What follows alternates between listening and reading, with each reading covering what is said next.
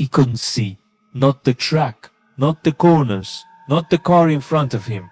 Nothing. His visor was completely fogged. Water inside, water outside.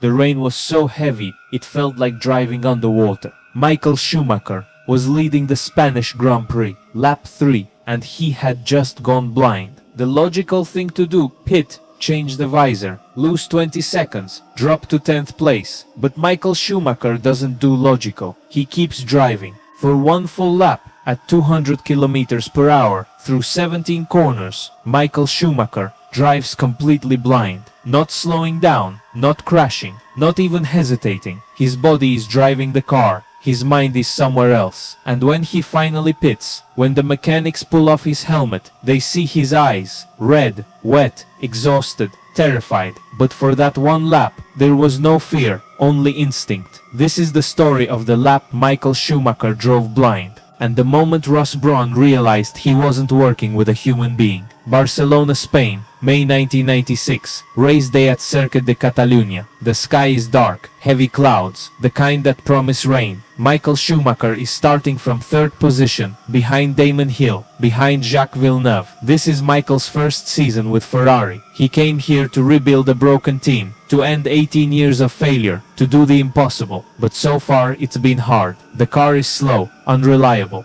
unpredictable, and today the weather is about to make everything worse. The formation lap begins. Drivers weave back and forth, heating their tires. The sky opens. Not a drizzle, not light rain, a storm. Within seconds, the track is soaked. Rivers of water run across the racing line. Visibility drops to almost nothing. The cars line up on the grid. Engines roar. The lights go out. Chaos. Hill gets a bad start. Villeneuve leads into turn 1. Michael is 3rd.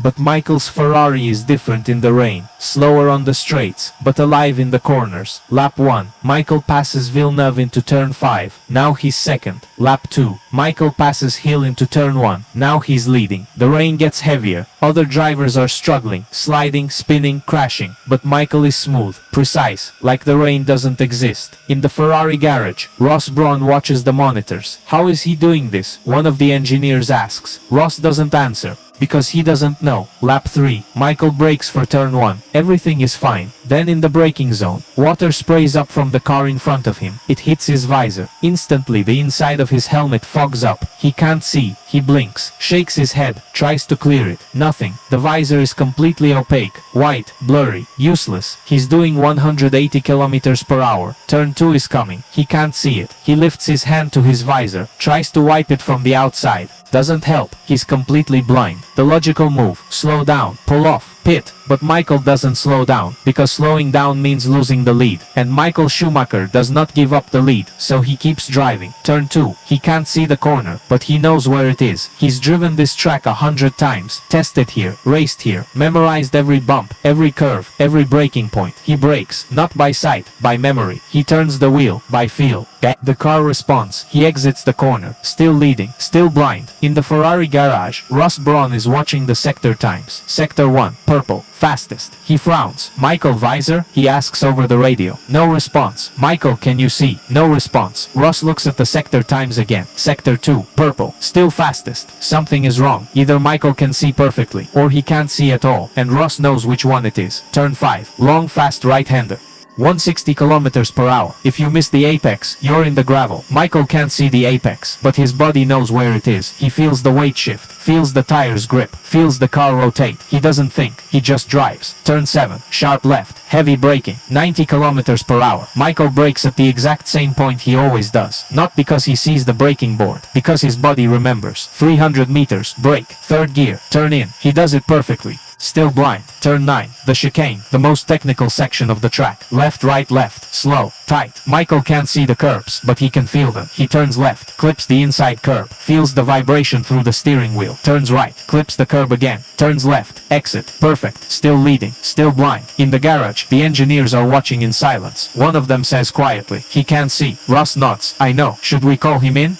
Ross doesn't answer, because he knows Michael won't come in. Not until the lap is over. Turn 10, long fast left-hander, 180 kilometers per hour. One of the most dangerous corners on the track. If you go in too too fast, you understeer into the wall. If you brake too late, you spin. Michael can't see the corner, but he doesn't need to. His body knows the speed. His hands know the steering angle. His feet know the throttle position. He goes through flat out. Perfect. Turn 12. Right-hander, 140 kilometers per hour. Michael turns in. The car understeers slightly. He corrects. Adds a little steering. A little throttle. The car hooks up. He exits clean. Still blind. Still leading. Turn 14. Slow hairpin. Second gear. 70 kilometers per hour. Michael brakes. His foot knows exactly how much pressure to apply. His hands know exactly when to turn. His body is driving. His mind is just watching. Turn 16. Fast right-hander, 150 kilometers per hour. Lead. Michael can feel the rain getting heavier. The car is sliding more, but he doesn't panic. He adjusts. A little less throttle, a little more steering. The car responds. Turn 17. Final corner. Tight left, 90 kilometers per hour. Michael exits onto the main straight. One full lap, completely blind. No crashes, no mistakes. Still leading. He crosses the start-finish line. Now he can pit. Box, box, box. Ross says on the radio. Michael doesn't respond. But he turns into the pit lane. The mechanics are ready. The car stops. They swarm it. One mechanic reaches for the helmet. Michael lifts his visor. His eyes are red, watering, bloodshot. He blinks rapidly, trying to adjust to the light. The mechanic wipes the inside of the visor, clears the fog. Okay? The mechanic asks. Michael nods, but he doesn't speak, because if he speaks, his voice will shake. And Michael Schumacher's voice does not shake. The pit stop finishes. Michael exits the pit lane. He's dropped to third, but he doesn't care, because he's alive. And for one lap, he wasn't sure he would be. The race continues. Michael drives perfectly, smooth, calculated, in control. He passes Villeneuve. He passes Hill. He wins the race by 45 seconds, in the rain, in a car that shouldn't have won. After the race, Michael climbs out of the car. The team surrounds him. Congratulations, cheers, hugs. But Michael is quiet. Ross Brawn pulls him aside. What happened out there? Michael looks at him. I couldn't see. For how long? The whole lap. Ross stares. The whole lap. Michael nods. Turn 3 to turn 17. I couldn't see anything. Ross doesn't know what to say, because what Michael just did should be impossible. How? Ross finally asks. Michael shrugs. I just drove. I didn't think. I just felt it. Ross nods slowly. You know what you just did, right? Michael doesn't answer. You drove one full lap, blind in the rain, at race speed, without a single mistake. Michael looks away. I had to. If I pitted, I'd lose the lead. Michael, you could have died. Michael meets his eyes, but I didn't. Ross shakes his head. You're not human. Michael smiles. Tired, exhausted, but still smiling. Maybe not. Years later, Ross Brawn is asked about that day. What was going through your mind when you realized Michael was driving blind? Confusion, and then awe. Because I realized I was watching something that shouldn't be possible. Michael wasn't driving with his eyes. He was driving with his entire body. His hands, his feet, his sense of balance, his memory, everything except sight. Did you think about calling him in? For a second. But then I looked at the lap times, and they were perfect, faster than anyone else. And I realized he didn't need to see. He knew the track so well, he could drive it blind. Were you scared? Ross nods. Terrified. Because if he made one mistake, one tiny mistake, he was gone. Into the wall. Into the gravel. Into another car. But he didn't make a mistake. He was perfect. Do you think any other driver could have done that? Ross doesn't hesitate. No, not one. Michael was different. He didn't just drive cars. He became part of them. And that day in Spain, he proved it. In 1996, Michael Schumacher wins 3 races for Ferrari. Spain. Not enough for a championship, but enough to prove something. That Ferrari chose the right man. In 1997, Michael comes within 1 point of the championship. In 1998, he fights until the final race. In 1999, he breaks his leg and watches Eddie Irvine lose. In 2000, he finally wins Ferrari's first championship in 21 years. And for the next 4 years, he dominates 5 consecutive championships. The greatest dynasty Formula 1 has ever seen.